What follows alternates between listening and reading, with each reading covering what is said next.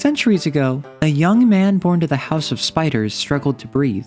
He was frail, of weak constitution, yet his smile was a campfire and his soul gentle.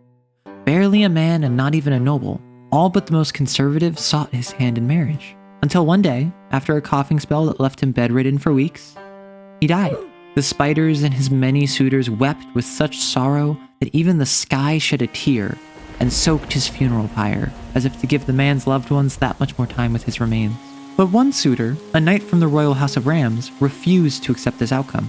She knew the spiders had their secrets, uncouth as they might be to uncover. For a week, she wandered while others wept, the rain doing nothing to wash away her grief, until, under the black sky of twin new moons, she stumbled upon a forest made of fungus. A mushroom-capped canopy blocked what little starlight was brave enough to shine through the storm cloud, yet the ram pressed on, stubborn as the namesake of her house.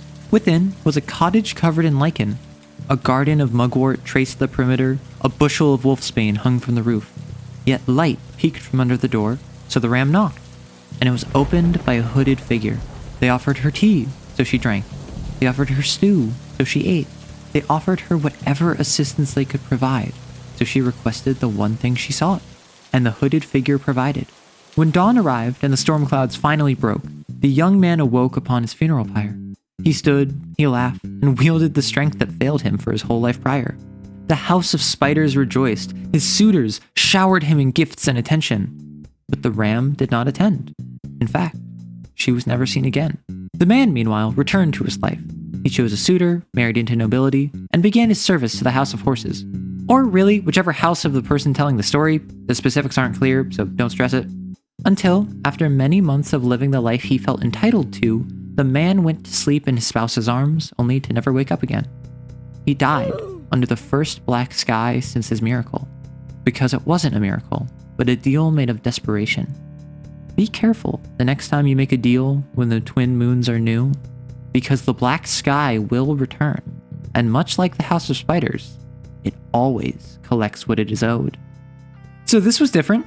I promised rewards if you hit specific subscriber goals, and you blew past them. For context, I started the year with under 100 subscribers, and my goal for the year was 500. Then 1,000.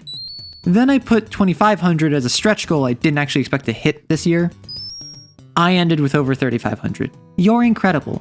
One of the rewards the community requested was for me to deep dive into my own setting. When I asked what interested you most, you said you wanted to hear about myths, but culture was right behind that. So I figured, why not talk about a fable that mixed both together? The goal of this was to tell a self-contained story that makes sense both with and without context of the larger world. But my challenge to you is to determine as much information about the world as this story contains. What inspired the setting? What are its idiosyncrasies? What places, people, and ideologies are both brought to attention and reinforced by this story? Let me know in the comments what you picked up on, and make sure to include any speculations you have. I love hearing it. Now that we're out of the holidays, I'm hoping to be more on top of my schedule. Very sorry for the past few weeks, I was all over the place. But let me know if this style of setting deep dive interests you. If it does, what do you want to hear about next? This is my setting for both TTRPGs as well as prose, and I've been writing it for around a decade at this point. There's plenty to talk about if you want to hear it, so I'm more than happy to share. Have fun!